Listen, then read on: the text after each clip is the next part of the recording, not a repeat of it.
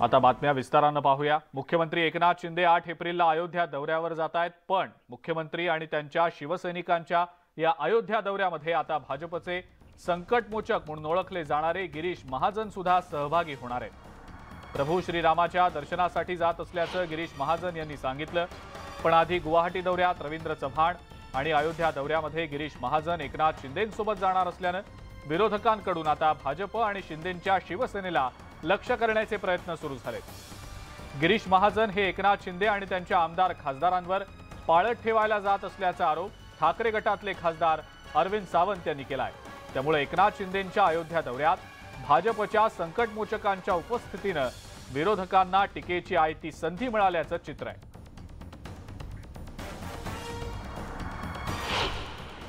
अयोध्येला काय, अयोध्येला राम मंदिर आहे, आमचं आराध्य दैवत प्रभू रामचंद्र आहे आणि त्यासाठी आम्ही दर्शनासाठी जाणार आहोत। परवा आमचा कॅबिनेट झाल्यानंतर विषय झाला तर त्यांनी मला म्हटलं की नाही तुम्ही चला, आणि म्हणून उद्या दिवसभर नाशिकला कार्यक्रम आहेत, ते आटपून मी रात्री अयोध्येला रवाना नाशिकहूनच होणार आहे। त्यामुळे मी त्या ठिकाणी दर्शनासाठी जाणार आहे। तसे ते नजरकैदे तेच आहेत, तसे ते नजरकैदे तेच होईल। तुम्ही गुवाहाटीचा कशाला उल्लेख करता? सुरतला त्यांच्यावर कोण होतं विचारा ना, कोणी एवढी सुरक्षा प्रदान केली? कुठल्या दुसऱ्या पक्षाचा माणूस जर असं गेला दुसऱ्या राज्यात, त्याला सुरक्षा प्रदान करतील का अशी? ते हॉटेल संबंध सुरक्षित होतं। आमचा नितीन देशमुख कसे आलेत ते त्यांनी सांगितले तुम्हाला त्या सगळ्या प्रकरणामध्ये। त्यामुळे ते तसेही पहिल्यापासूनच तसे आहेत, त्याच्यामुळे नवीन काय घडतंय अशातला काही विषय नाहीये। ते नजरकैदेत होते आहेत आणि उद्याही राहतील। मुख्यमंत्री एकनाथ शिंदे उद्यापासून 2 दिवसांच्या अयोध्या दौऱ्यावर जात आहेत। एकनाथ शिंदेंच्या अयोध्या दौऱ्याची जय्यत तयारी देखील करण्यात आलेली आहे। अयोध्या दौऱ्यासाठी ठाणे आणि नाशिकमधून शिवसैनिकांच्या ट्रेन्स रवाना झालेल्या आहेत। ठाण्यातून एकनाथ शिंदे यांनी अयोध्या स्पेशल ट्रेनला हिरवा झेंडा दाखवला।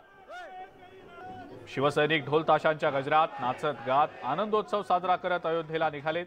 अयोध्येत शिवसैनिकांसाठी सगळी हॉटेल्स, धर्मशाळा या बुक करण्यात आलेल्या आहेत।